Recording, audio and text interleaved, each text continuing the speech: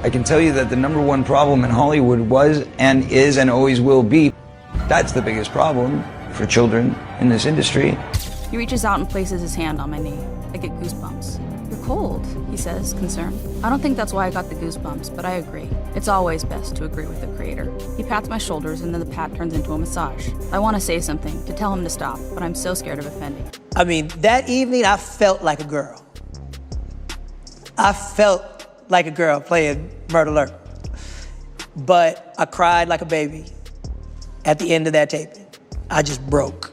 Hollywood thrives on crafting glittering fantasies, overnight sensations, sparkling galas, and seemingly charmed young talents.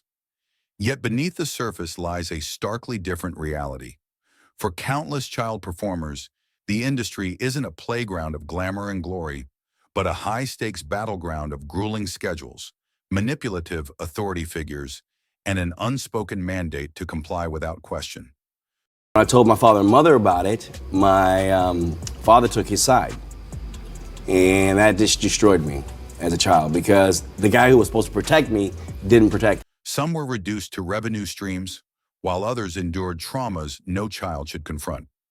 Then there are the bizarre, unwritten norms of Tinseltown that have long fueled speculation. Former young stars have revealed astonishing behind-the-scenes tales, shattering illusions about the entertainment world's ethics. The dream often feels more like a nightmare when lived through the eyes of a child. What lurks beyond the headlines? Let's just say the industry's underbelly involves far more than meet and greets and endless snack tables. Jaleel White. Jaleel White's portrayal of Steve Urkel on Family Matters cemented him as a cultural icon, a goofy, suspenders-clad nerd whose antics became a 90s staple. Yet beneath the laughter, White's journey as a child actor was fraught with challenges, including a traumatic moment that forced him to confront Hollywood's problematic traditions. During an episode where Urkel impersonated his cousin Myrtle, White was required to dress in drag. The experience left the teenage actor deeply distressed, culminating in tears after filming. "I cried like a baby," he recalled, grappling with the emotional weight of embodying a cross-dressed character. Compounding his distress, co-stars Jo Marie Payton and Reginald VelJohnson voiced concerns that the portrayal perpetuated harmful racial stereotypes. "They let me know I wasn't doing our race a service," White shared, highlighting the tension between comedy and cultural sensitivity. This incident underscores a recurring trope in Hollywood, the use of black male actors in drag for humor, a pattern seen in characters like Flip Wilson's Geraldine or Tyler Perry's Medea. Critics argue this reinforces limiting stereotypes, reducing black masculinity to caricature. Dave Chappelle notably refused such a role in a film with Martin Lawrence, dismissing it as a tired cliché. For White, however, defiance wasn't an option. As a young actor navigating industry demands, he felt compelled to comply, a stark reminder of the unique pressures faced by child stars. His story reveals the clash between artistic expectations and personal integrity, particularly when navigating race and identity. While White's Urkel remains beloved, his behind-the-scenes struggles offer a sobering look at the costs of fame and the systemic issues lingering in entertainment. In reflecting on his experience, White acknowledges the resilience required to endure such challenges. Yet his journey also raises questions about power dynamics in Hollywood, where youthful vulnerability often clashes with entrenched norms. As the industry reckons with its past, White's candidness serves as both a cautionary tale and a call for change. Dustin Diamond. Dustin Diamond, forever etched in pop culture as Screech from Saved by the Bell, found himself trapped in a narrative he couldn't escape. His post-fame journey was marked by a sense of abandonment by an industry that had once thrust him into the spotlight. In his tell-all memoir, Behind the Bell, Diamond laid bare the harsh realities behind the scenes of the beloved 90s sitcom. He described feeling like an outsider both on and off camera, his character's humor coming at his personal expense. "I was Screech, a freak, an outsider," he wrote, revealing how the experience left him feeling isolated rather than celebrated.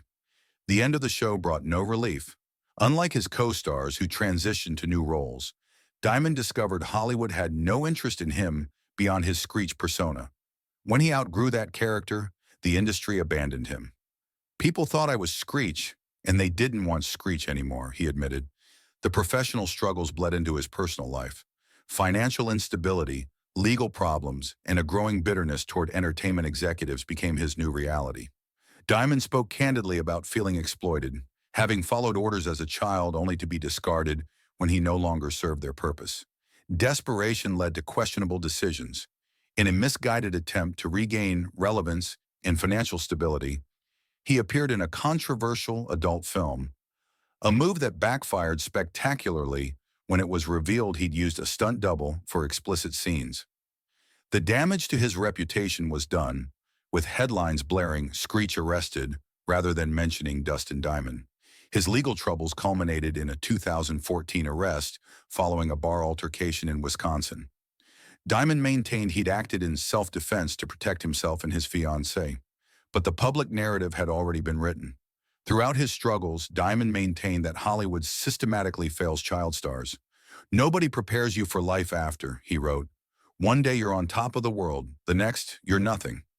Tragically, Diamond's story reached its end in 2021 when he was diagnosed with stage 4 lung cancer. Within weeks, at just 44 years old, he was gone. While his former co-stars expressed sorrow at his passing, Diamond had spent decades feeling like an outsider, even among those he'd grown up with on set. To fans, he was the goofy best friend. To himself, he was a child actor never allowed to truly grow up. Jennette McCurdy.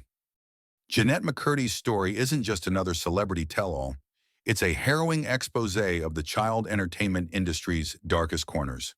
Her memoir, "I'm Glad My Mom Died," serves as both a personal reckoning and a cautionary tale about the exploitation of young talents. From the age of 6, Jennette's life was orchestrated by a mother who transferred her own unfulfilled ambitions onto her daughter. The pressure began early and intensified as Jennette's career grew. Her mother's control extended to her diet, introducing calorie restriction at age 11 under the guise of eating clean, a manipulation that bordered on fostering an eating disorder to maintain her youthful appearance for roles. The industry itself proved equally damaging. Jennette's accounts of interactions with powerful figures, believed to include producer Dan Schneider, reveal a disturbing pattern of boundary violations and pressure to conform to adult expectations while still a child. She described being offered alcohol underage and pressured into revealing outfits, all while being told to remain grateful for the opportunities. Even supposed career milestones like her spin-off Sam and Cat became sources of resentment. Nickelodeon's perceived favoritism toward co-star Ariana Grande highlighted the imbalance many child stars face when their value to a network becomes transactional. Perhaps most shockingly, Jennette alleged that Nickelodeon offered her $300,000 in hush money when she left the network, a claim that, if true, speaks volumes about how some in the industry attempt to silence those who might reveal uncomfortable truths. Jennette's decision to walk away from acting entirely marks a rare and courageous choice among former child stars. Rather than struggling to maintain relevance, she redirected her creativity toward writing and directing, pursuits that genuinely interested her. Her memoir itself stands as both catharsis and condemnation of an industry that often prioritizes profit over child welfare. The title "I'm Glad My Mom Died" initially shocks, but within the context of her story, it reveals the complex relationship between Jennette and the mother who both launched her career and controlled her life. The memoir documents her journey to rediscover her identity after her mother's passing and the freedom that came from shedding years of manipulation. Jennette's story forces us to confront uncomfortable truths about how young talents are exploited. It challenges the romanticized notion of child stardom and reveals instead a system where vulnerability is monetized. Her willingness to share these difficult experiences provides valuable insight for anyone concerned about how we treat young performers. Ultimately, Jennette's narrative offers hope. By walking away from Hollywood's toxic environment and creating her own path, she demonstrates that recovery from such experiences is possible. Her story isn't just about survival, it's about redefining one's life on one's own terms, proving that even after enduring Hollywood's darkest side, authentic self-discovery remains within reach. Todd Bridges. Todd Bridges, once beloved as Willis Jackson on Different Strokes, has lived through challenges that contrast sharply with his television persona. His journey from Hollywood golden boy to recovery advocate is one of remarkable resilience. Born in San Francisco in 1965, Todd's acting career began early, launching him into fame as the charismatic big brother on the iconic show. Yet behind the scenes, his childhood was marred by trauma that would shape his future struggles. The industry's pressures and early exposure to substances became his reality. Todd has been candid about his introduction to drugs by co-star Dana Plato, which spiraled into a full-blown addiction. "You never start this thinking you're going to get addicted. It just happens," he reflected in an interview. But the true turning point came when Todd felt abandoned by his father. When Todd sought protection from his father regarding industry dangers, his father's response left him devastated. "When I told my father and mother about it, my father took his side, and that just destroyed me as a child. The guy who was supposed to protect me didn't protect me." This betrayal sent Todd into an emotional tailspin. His career and personal life began to unravel, with legal troubles becoming commonplace. By his 20s, Todd was known as much for his struggles as for his acting accomplishments. Yet Todd's story doesn't end in tragedy. After reaching rock bottom, he embarked on a difficult path to recovery. Today, Todd is sober and has transformed his pain into purpose. He speaks openly about mental health and addiction, working to help others avoid the pitfalls that once consumed him. "I try to help young actors navigate the industry's challenges," Todd shared in a recent interview. "Hollywood's not all roses and sunshine. It can eat you alive if you're not careful." Todd's journey serves as both a cautionary tale and an inspiration. He's proof that even after facing unimaginable betrayal and personal destruction, one can rise again. His advocacy and honest storytelling have helped countless individuals struggling with similar demons. As Todd himself puts it, "It's not about how many times you fall, it's about how many times you get back up." And Todd has gotten back up more times than most could imagine. Corey Feldman. For those who grew up in the 80s and 90s, Corey Feldman was the epitome of childhood movie magic. The charismatic kid with the infectious smile who starred in classics like The Goonies and Stand By Me. But beneath that sunny exterior lay a story of exploitation, courage, and transformation that would eventually redefine his legacy. The journey from beloved child actor to industry whistleblower began with a painful awakening. In a pivotal 2013 interview with Barbara Walters, Feldman shattered the illusion of Hollywood's glamour, revealing a darker reality that had shaped his life behind the scenes. When asked what he would tell parents considering the entertainment industry for their children, Feldman's response was both candid and chilling. "If you're saying that there's a lot of exploitation in this industry, it's a many-feathered bird." His words carried the weight of personal experience. Feldman disclosed that as a child star, he was victimized by powerful figures who remain active in Hollywood. "There are a lot of people who did horrible things to me," he shared, his voice trembling with emotion. "And they're still in power. They're still out there, and they still work in Hollywood." The interview revealed not just personal trauma, but a systemic pattern of abuse that had gone unchallenged for decades. Feldman described how industry predators operated with impunity, protected by their status and connections. His story wasn't just about survival, it was about transformation. Feldman explained how, at 14, he turned to alcohol and drugs as an escape from the pain of his experiences. "I was drinking and partying just to try to numb the pain," he revealed. The pressure of fame had become unbearable, pushing him toward destructive coping mechanisms. But Feldman's narrative took a powerful turn toward advocacy. The interview marked his transition from victim to protector. "I'm not doing this for me," he declared. "I'm doing this for the kids coming into this industry who don't know any better. I want to be the one to protect them." His mission extended beyond words. In subsequent years, Feldman became a vocal campaigner for industry reform, attempting to expose those he claims were responsible for the abuse. Though his 2020 documentary campaign generated controversy, with some questioning his evidence, Feldman remained unwavering in his commitment to truth. Despite facing backlash and skepticism, Feldman has continued his quest for accountability. His journey from child star to trauma survivor to advocate represents a remarkable evolution. He has transformed personal suffering into a force for change, challenging an industry to confront its darkest secrets. Today, Feldman's legacy extends beyond his film roles. He stands as a symbol of resilience for those who have faced exploitation and as a guardian for future generations of young performers. His story reminds us that true courage often lies not in avoiding pain, but in using it to create meaningful change. Orlando Brown. Orlando Brown's journey from child star to advocate for authentic living is a tale of resilience amid tremendous adversity. Best known for his role as Eddie Thomas in the popular Disney series That's So Raven, Brown's path through fame has been anything but straightforward. At just 8 years old, Brown found himself thrust into the Hollywood spotlight, joining the Disney family, a universe often perceived as magical, but which Brown would later describe as more Hollyweird than wonderful. The young actor quickly discovered that the entertainment industry's primary interest wasn't in developing his talent, but in capitalizing on his potential as a marketable commodity. I wasn't ready for fame, and I wasn't ready for the pressure, Brown confessed in retrospect. The system that propelled him to early stardom showed little concern for his emotional development or personal agency. A lot of people will make you feel like you're nothing. They take away your life. They take away everything, he revealed, highlighting the exploitative nature of his early career experiences. As Brown navigated adolescence under the harsh glare of fame, the weight of maintaining the Disney perfect image began to manifest in concerning ways.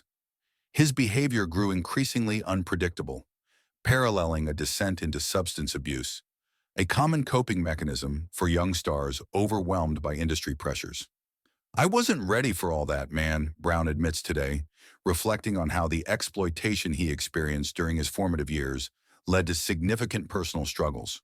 From feeling manipulated by those in power to lacking control over his own narrative, Brown's journey through fame came at a considerable cost to his well-being. Yet Brown's story doesn't end in tragedy.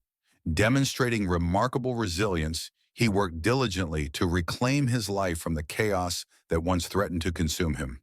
But now I'm taking it back, he declares, speaking of his ongoing commitment to recovery and self-empowerment. Today, Orlando Brown stands as a testament to the possibility of rebirth after the storm of early fame.